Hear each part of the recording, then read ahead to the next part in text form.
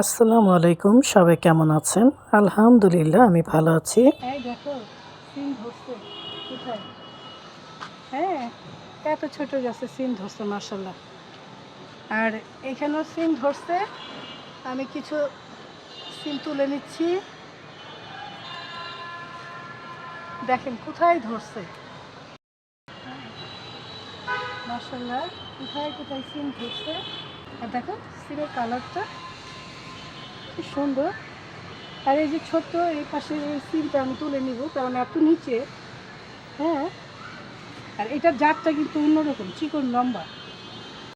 এই দেখো কলা মরিচ হচ্ছে কত বড়, মাশাল্লাহ। দেখছো কত বড় কলা মরিচ হয়েছে। নার্সারির লোকরা বলেছিল এটা হচ্ছে ক্যাপসিকাম, এখন দেখি এই যে মরিচ, দেখছেন কত বড় মরিচ হয়েছে, মাশাল্লাহ। আর এই গাছের বেগুনগুলো দেখেন কত লম্বা। হ্যাঁ, দেখছো, মাশাল্লাহ। এই যে আরেকটা তুলি, এখানেও বেগুনটা অনেক বড় হয়ে গেছে।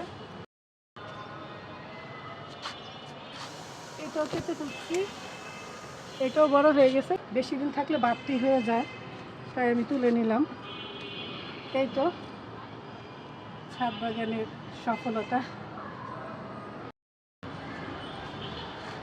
কামরাঙ্গা তুলে দিচ্ছি, এই দুটো পেকে গেছে, খাবো। এইটাও পেকে গেছে, বুঝছো? দেখেন ছাদ বাগানে কি সুন্দর ফ্রেশ সবজি। এই দেখো এই গুন্ডার মরিচটা কত বড় হয়েছে।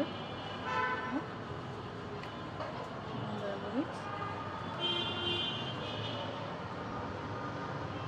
এটা একটু,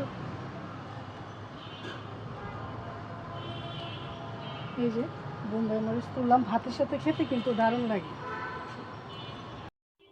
আর এই গাছের কাঁচামরিচও তুলে নিচ্ছি। এই গাছের কাঁচামরিচ ঊর্ধ্বমুখী, সাদা। আমি ছাদে সব ধরনের কাঁচামরিচই রাখার চেষ্টা করি।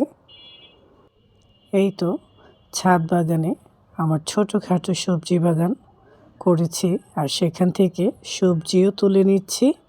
আর আজকে দুপুরে কি রান্না করেছি চলেন দেখি। এই তো চলে এসেছি আমার রান্নাঘরে। আজকে পেঁপে দিয়ে মুরগি রান্না হচ্ছে। পেঁপে দিয়ে মুরগির তরকারি খেতে কিন্তু খুবই ভালো লাগে, আর শরীরের জন্য খুবই উপকারী। আর আরেকদিকে বেগুন ভাজা হচ্ছে।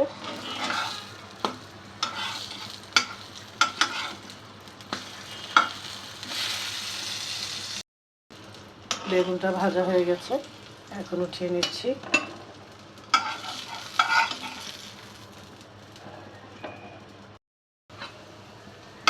আর টমেটোর চাটনি বানাবো। আমি শুকনো মরিচ, রসুন আর পেঁয়াজ দিয়ে দিয়েছি, টমেটো দিয়ে দিচ্ছি লবণ।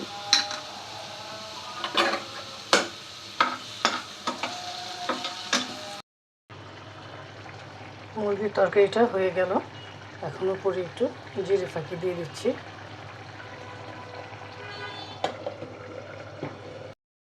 আর রান্না করে নিলাম মুসুরির ডাল। ডাল ছাড়া তো আবার আমার ঘরে চলেই না।